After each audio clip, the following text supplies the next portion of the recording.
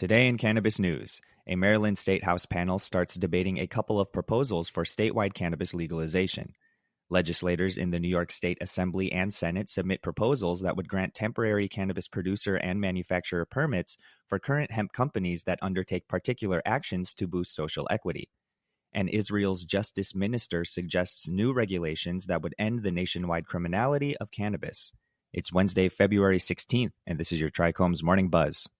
Broadcasting live from the Trichomes.com studios in Southern California. It's time for your Morning Buzz. We bring you late-breaking news that keeps you up to date with what's happening in the cannabis industry.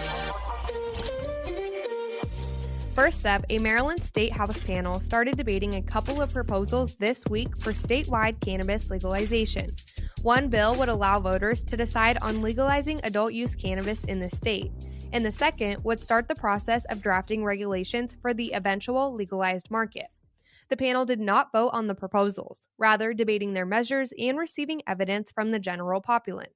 The two bills from Delegate Luke Klippinger are rather foundational. HB 1 would implore voters to support a state constitution amendment that would allow adults over the age of 21 years to consume and carry cannabis. It would also instruct legislators to enact statutes that would provide for the use, distribution, regulation, and taxation of cannabis within the state. HB 837 is intended to begin that process. Adults would be allowed to buy and carry a maximum of 1.5 ounces of cannabis, and punitive measures for holding a maximum of 2.5 ounces would be lifted. Previous crimes for actions deemed permissible within the bill would be immediately erased, and those presently sitting in jail for these kinds of crimes may be resentenced. Next up, proposals that would grant temporary cannabis producer and manufacturer permits for current hemp companies that undertake particular actions to boost social equity in the growing market have just been submitted by prominent legislators in the New York State Assembly and Senate. The goal is to speed up the establishment of the state's recreational cannabis industry while also assisting attempts to accomplish aspirational social equity targets for cannabis company involvement.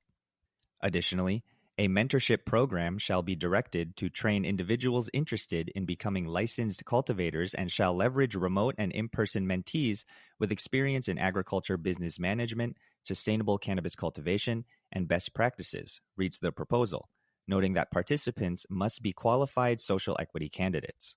Individuals from adversely affected regions, minority and women-operated enterprises, struggling producers, and service-disabled military veterans would be eligible.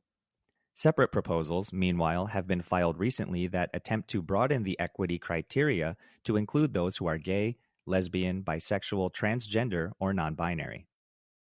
Last up, Israel's justice minister suggested new regulations recently that would end the nationwide criminality of cannabis and instead make it an administrative violation subject to a penalty of up to 1,000 shekels or approximately $310. Personnel of the Israeli Defense Forces, law enforcement officers, and youths who are exempt from the proposed rules would face lower penalties.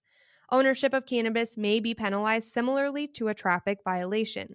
Criminal charges would only be permitted in exceptional cases, and there will be no distinction made among a first and second violation.